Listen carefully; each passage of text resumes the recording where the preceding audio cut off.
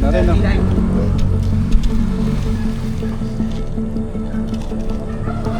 Nakita daw po kanina nung kukunin po yung palay, nakita po doon sa sako ni Ate Jackie.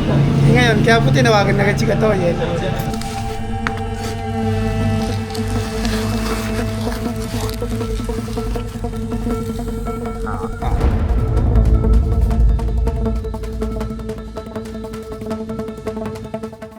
Good morning guys, may pupuntahan tayo area. May nakita pong malaking ahas. Tapos kila kuya may nakagat na bata. Dito daw sa Bilabita. Kamusta po yung bata? Libre na daw naman ngayon. Okay na po. Nadala po sa ospital. Pinadala daw sa ospital ni Chairman sa Yup. malaking ospital. San Pablo po. Meron na pala anti-venom po dyan. Oo, meron na lang. Nakakagat ng cobra. Ano po? Delikado. Lalabas. Sa Bilabita yun, sa Bilabita nangyari. Tapos dyan dinala. Akin lang kung kumpirmahin doon kung kailan ko kung saan nakita para pag ma-rescue ninyo. Sige, puntahan po natin kuya. Yes, Magkano? salamat. Baka bukas, karaw lang opisina. Okay, ano pangalan mo ulit kuya? Ableng. Yes, kuya Hableg. At may pupuntahan tayo ngayon guys. Lumabas na yung ahas. Puntahan muna namin kuya. So, schedule po natin. Schedule po natin yung kumagat sa bata. Ang pupuntahan po natin ngayon yung actual na ahas. Nakita. Yan lang to guys sa Pabukid. Malapit lang naman. Pamadali tayo. Malimutan natin yung helmet. Sa bukid lang naman tayo.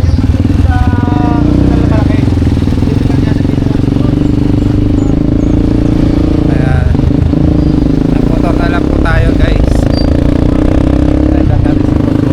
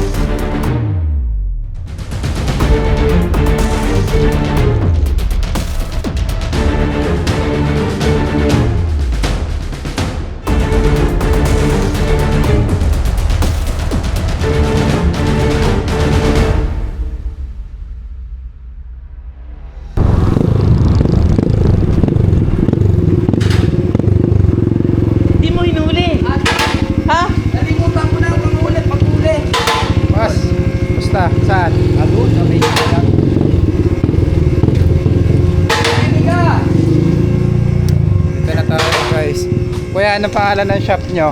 Sen Auto Care. Quality. Dito tayo nagpapagawa ng mga pangailangan natin sa kanilang shop. Andyan pa kuya? Ayan pa. Malaki. Populsuhan. Kapulsuhan. Kapulsuhan daw guys.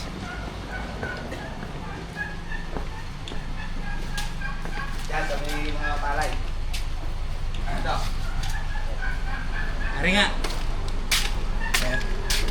Silalim.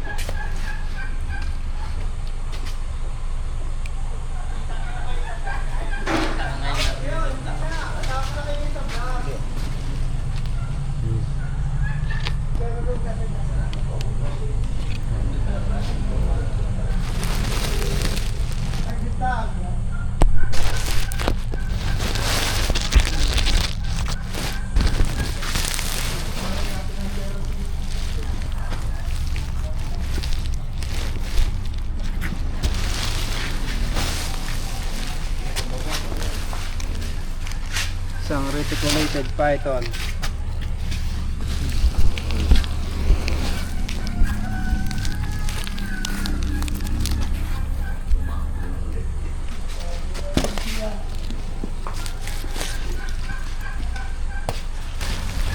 Laki na rin, no?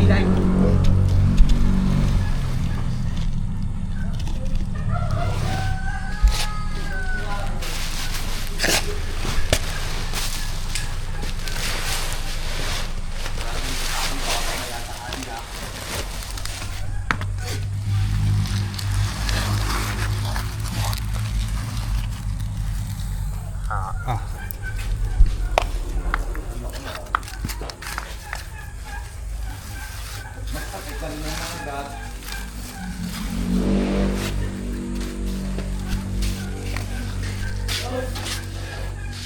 Abang niya na din, oh.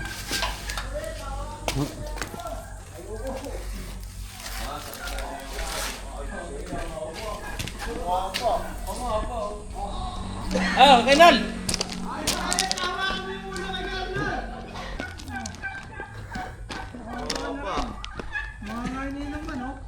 Bitaw mo yung snake, kuha mo to.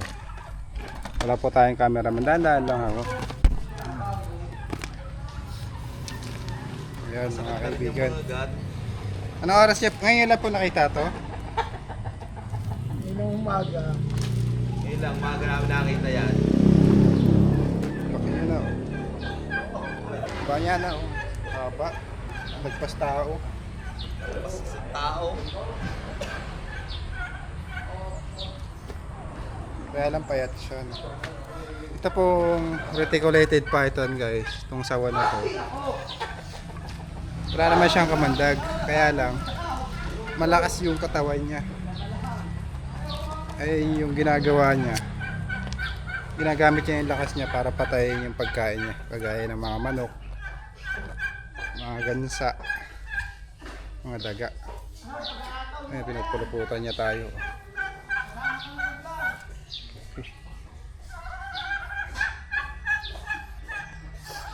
Kapag naka-encounter po kayo ng mga sawa guys, lalo na sa bukid, hayaan nyo lang dahil nakakatulong po sila. Kinakain po nila yung mga daga. Tinutulungan nila yung mga farmers, sila po yung nagpe-pest control sa mga paparaming mga daga. Sa yung katsa natin.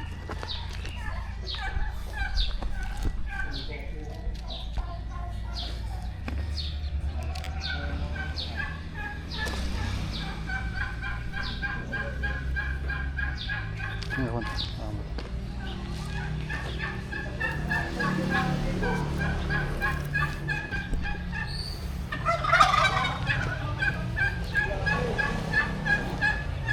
Gigilid kami ng pares.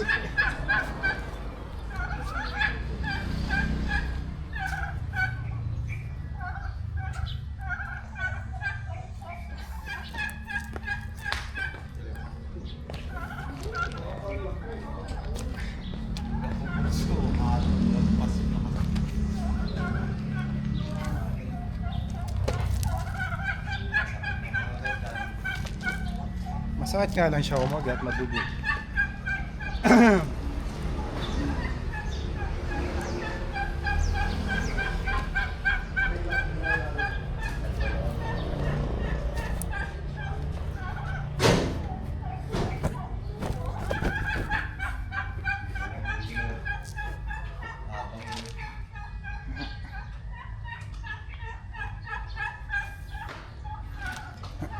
Yan, nahuli na po natin. Dalawa lang kami ni Paul Walker.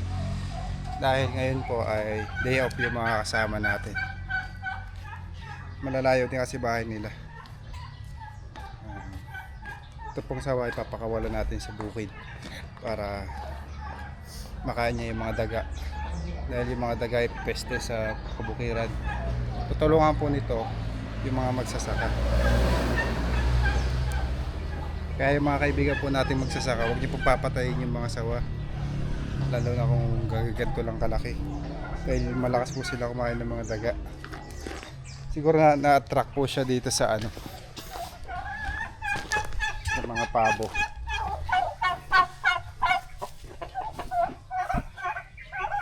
Saka sa manok.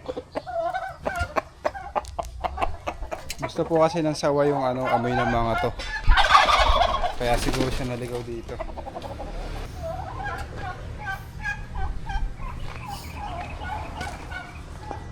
Kagigising ko lang kanina guys, tumawag may sawa daw. Kuya, kayo yung nakakita ng sawa? Sila? Tahan po natin yung nakakita ng sawa.